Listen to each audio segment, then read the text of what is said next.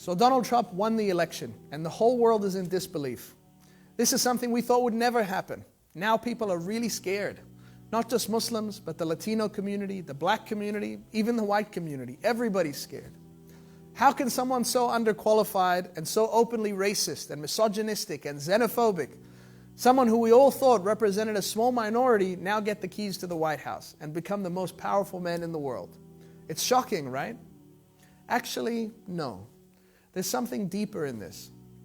So before you freak out wanting to change your Muslim name, to get rid of your hijab, or to shave your beard, or remove your Muslim identity, just hear me out. You see, as Muslims, we believe that everything happens through the will of God. And the same way that Allah gives power, He can also take it away. So it shouldn't really matter to us who wins this election. Allah is always in control. It's also important to know that in whatever Allah allows to happen, there is a wisdom. There isn't a coincidence. So this happened for a reason. And I don't know about you, but I feel like there was a major warning sign in this for us to make a change in our lives, to stop being complacent and to start being forces of good in the world. I came across a quote online that summed it up perfectly. For all of us that haven't done anything in the last 15 years since 9/11, but became slaves of our careers and our lifestyles, letting a very few do all the good work, this should be a wake-up call. Get involved in any capacity. Fill your weekends with non-profit work, not parties. Fill your afternoons with volunteering, not fancy lunches. And spend your money on causes, not things. Support those around you who actually do the work, because our lives are passing us by.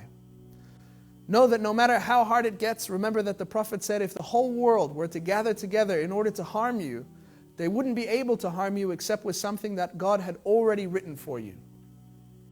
Did we expect this life to be easy? Allah tells us so many times in the Quran that we will surely be tested, to know who will struggle for the sake of Allah and to know those who will be patient. We must also know that through these tests and through these dark times, the most miraculous things can happen. Only if we trust Allah and we keep working. In our history, we've seen some of our predecessors face the toughest circumstances, when it seemed that all hope was lost. Think about the time Prophet Abraham was thrown into the fire for preaching about Islam. It wasn't until he landed in it that he understood Allah's plan and that Allah saved him. Think about Moses and the Red Sea. When the army was fast approaching, it wasn't until the last moment, after the panic had already set in, that Allah saved him and his followers. And think about the Prophet Muhammad, peace be upon him, with Abu Bakr on the migration, hiding in the cave when Abu Bakr said, if the Quraysh only look down into this cave, they will see us. And the Prophet replied and said, don't be sad, Allah is with us. No matter what happens in the world, Allah and His will is above everything. He hears all and He sees all. And lastly, if you do feel overwhelmed, if you're tempted to run and hide, or change your name, or take off your hijab, never forget that Allah also says in Surah At-Talaq, and whoever depends on Allah, Allah will be enough for him. It's time to get real about our responsibility to work for a better world, as Muslims and examples for humanity. And to our non-Muslim brothers and sisters, we don't see this as a Muslim struggle. This is a human struggle.